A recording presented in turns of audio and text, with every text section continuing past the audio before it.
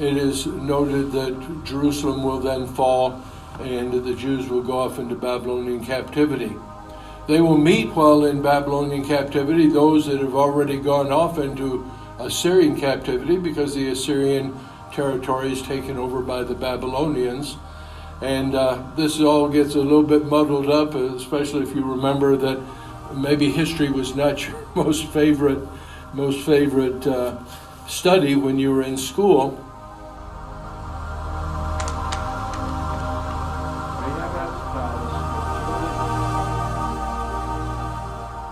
As the Jews go off into Babylonian captivity, they go off in 3 deportations. The first one takes place in 606 BC, and that is the one in which Daniel goes off into captivity.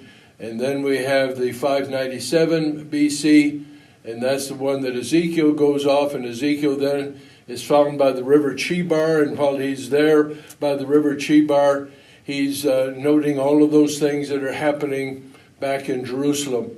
And then we finally come down to 586, the destruction of Jerusalem, the tearing down of portions of the wall, the destruction of the temple, and the Jews are finally off in Babylonian captivity. But what they're looking for is that they're looking for the Messiah. They're looking for the one who will deliver them from all this. He's never considered to be God in the flesh, and of course when Jesus notes that he is God in the flesh, then all sorts of difficulties take place in the New Testament. But there's a writing that I've not noted for you, and it's a writing that appears in the Tanakh. And this is the Tanakh, this is the Jewish Bible. And when we're looking at the Jewish Bible and the way it is divided up, we find the Torah, the 5 books of Moses, and we understand the 5 books of Moses, and then the prophets. And interestingly, Joshua is considered to be among the prophets. It goes Joshua, Judges, Samuel, Kings, Isaiah, Jeremiah, Ezekiel. And then we come down to the rest of the prophets, the 12 minor prophets, and then we come down to the area of the writings.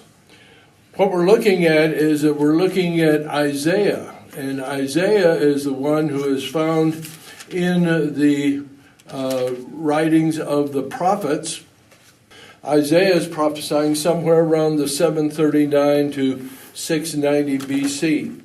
And as we're looking at Isaiah, we're looking at many passages concerning the Messiah.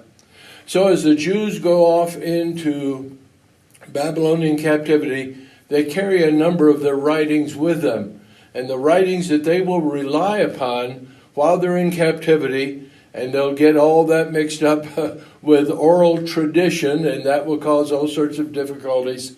But as they're off in captivity, they're going to be looking at prophets like Ezekiel, because Ezekiel's going to be talking to them while they're in captivity. He's going to be encouraging them eventually to go back into the land. And then we're going to be looking at Isaiah. And God tells Isaiah to take his son with him and go out, his son Shear-Jashub, and go out and talk to Ahaz, because God is going to give him a message, and God is going to tell him what is going to happen and what's going to take place. And when we look at Isaiah 7 and verse 14, we read, "Therefore the Lord himself will give you a sign. Behold, a virgin," or more accurately, a young woman, "will be with child and bear a son, and she shall call his name Emmanuel." Now the interesting thing about this is that when we come to Matthew 1 and verse 23, we see a repeat of this particular prophecy, and it's in direct reference to the birth of the Christ. He's born of a virgin. And it's very heavily emphasized in Matthew 1 verse 23, whereas we have a dual fulfillment prophecy back in Isaiah 7 verse 14, and that Isaiah 7:14 is going to have some good information for Ahaz concerning what's going to happen in the near future and how God's going to take care of the problems of the time. And then when we're looking at Matthew 1 verse 23, we have a very much of a focus on that particular passage concerning the fact that the Christ would be born of a virgin. And so as we're looking at Isaiah, and we find many passages throughout the writing of Isaiah, and we won't have time to go into them at this moment, but if we go over to Isaiah 9, we will see some Messianic passages. For a child will be born to us. This is verse 6 of Isaiah 9. A son will be given to us, and the government will rest on his shoulders. His name will be called Wonderful Counselor, Mighty God, Eternal Father, Prince of Peace. There will be no end to the increase of his government or of peace on the throne of David and over his kingdom, to establish it and uphold it with justice and righteousness from then on and forevermore. The zeal of the Lord of hosts will recognize this.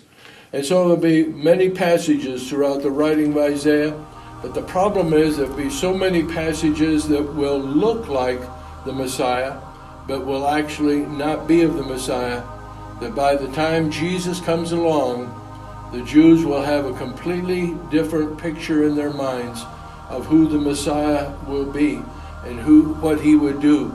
And so when he comes, they of course reject him, all due to the fact that they had the wrong thought, the wrong idea, the wrong picture of what the Messiah would be like.